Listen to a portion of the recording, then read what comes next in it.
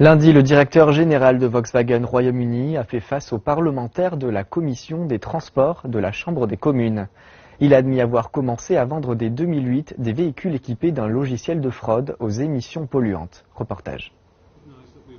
Devant les législateurs britanniques, Paul Willis a reconnu que l'entreprise a vendu des véhicules diesel équipés de logiciels truquant les tests d'émissions en Grande-Bretagne pendant au moins 7 ans.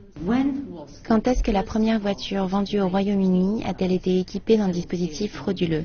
Vers 2008, avec les informations que j'ai pour le moment, je n'étais au courant de rien avant le 19 septembre de cette année lorsque j'en ai entendu parler pour la première fois dans les actualités américaines.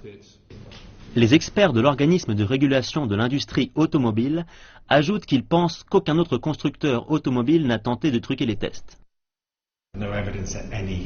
Je n'ai aucune preuve qu'un autre constructeur ait procédé à de telles fraudes. Je n'ai ni entendu parler, ni de preuves qui laissent penser qu'un autre constructeur, pour être très clair, a recouru à ce genre de pratique. Le porte-parole de Volkswagen affirme que les premiers appels de véhicules frauduleux au Royaume-Uni auront lieu lors du premier trimestre de l'année 2016. Mais il s'est également défendu contre les allégations selon lesquelles la fraude aux tests d'émissions de polluants aurait été décidée par l'entreprise dans son ensemble.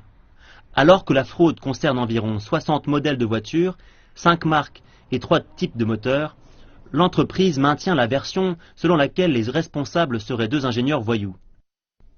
Il est pour moi inimaginable que des cadres supérieurs de l'entreprise aient pu avoir vent de ces problèmes liés à la conduite des tests d'émissions de polluants. Actuellement, 11 millions de voitures sont équipées de ce logiciel.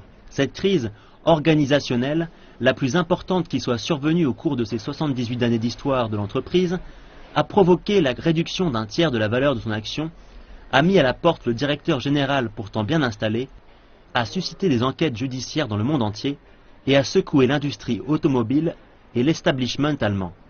Lors de l'audience, le porte-parole de Volkswagen a déclaré que l'entreprise allait désormais prendre toutes les mesures nécessaires pour regagner la confiance des consommateurs.